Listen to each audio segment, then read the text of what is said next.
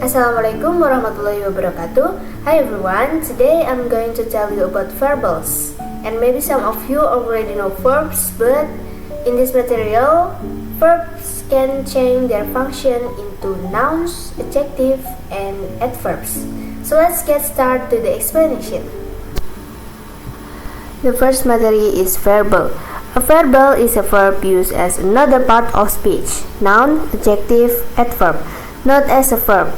Examples: the frightened cat stretched my eye. Running seems tiresome and I like to swing.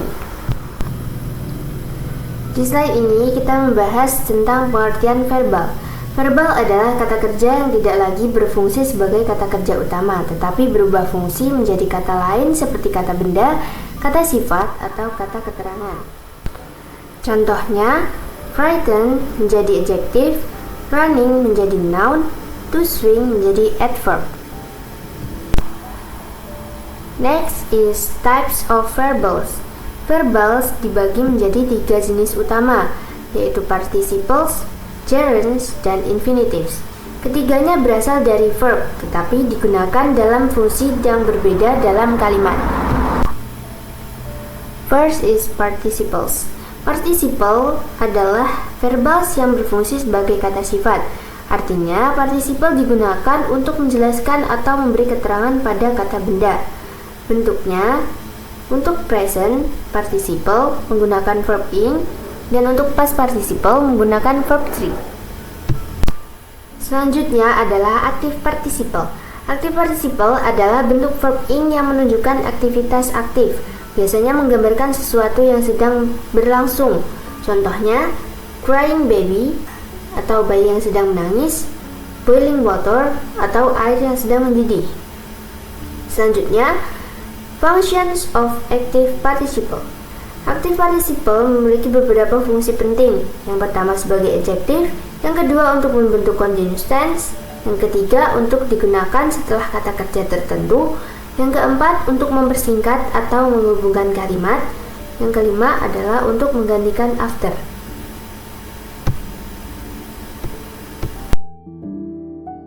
Next, participle as adjective. Sebagai adjective, participle digunakan untuk menjelaskan noun dengan rumus. Yang pertama, verb ing plus noun. Yang kedua, noun plus to be plus verb ing. Contohnya, interesting movie, bored student. Perlu diingat, verb ing menunjukkan aktif dan verb to menunjukkan pasif. Selanjutnya adalah continuous tense. Participle juga digunakan dalam tense, khususnya continuous tense. Ciri-cirinya menggunakan to be plus verb ing dengan contoh I am studying, she is teaching, he has been working.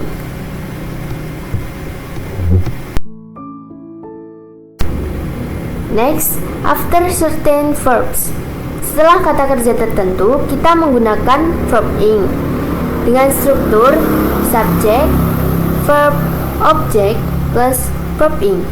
Biasanya setelah see, hear, feel, watch, dan lain-lain. Contohnya, I hear someone singing. Selanjutnya adalah reducing clauses.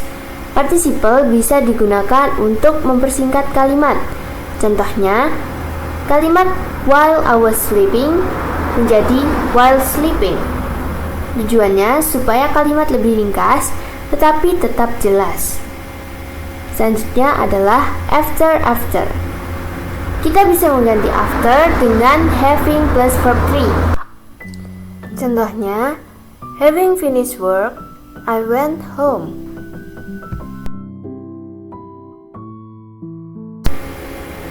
Selanjutnya adalah gerunds. Gerunds adalah kata kerja yang ditambah ing tetapi berfungsi sebagai kata benda.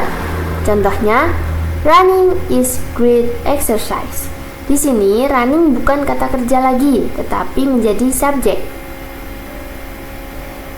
Next, functions of gerunds. Gerund memiliki banyak fungsi dalam kalimat. Di antaranya adalah sebagai subjek, sebagai objek, sebagai pelengkap, sebagai objek preposisi, sebagai appositive atau penjelas tambahan. Selanjutnya, gerund as subject and object. Sebagai subjek, contohnya reading is fun. Sebagai objek, contohnya I enjoy reading. Jadi, posisi gerund bisa di awal kalimat atau setelah verb.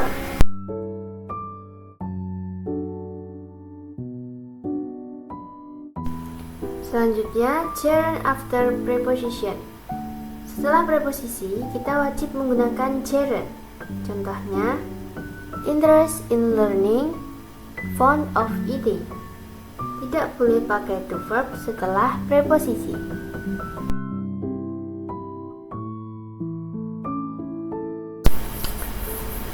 Selanjutnya adalah special gerund forms. Ada beberapa plug khusus untuk gerund.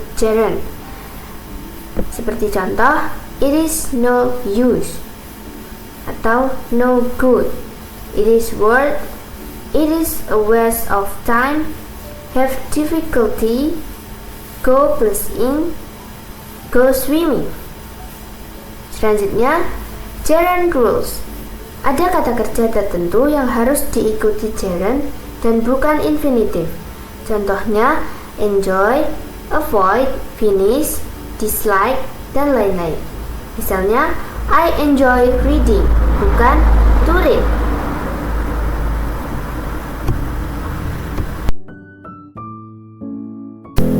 Next materi is infinitives.